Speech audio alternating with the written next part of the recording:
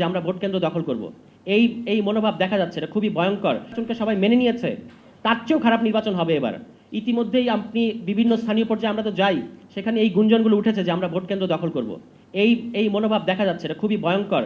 সংস্কারের পরে গতকালও আমরা নীলফামারীতে বললাম যে এই ধরনের একটা নির্বাচন যদি হয়, এটা হবে গণ অভ্যুত্থানের গায়ে সবচেয়ে বড় কালিমা মানে লেপন করা। এই কালিমাটা যারা লেপন করতে চাচ্ছেন তারা সাবধান হয়ে যান। মানে গায়ের জোর দেখে লাভ নাই। 24 প্রমাণ করেছে যে আওয়ামী লীগ হওয়ার চেষ্টা করলে বাংলাদেশের মানুষ মেনে নেবে না।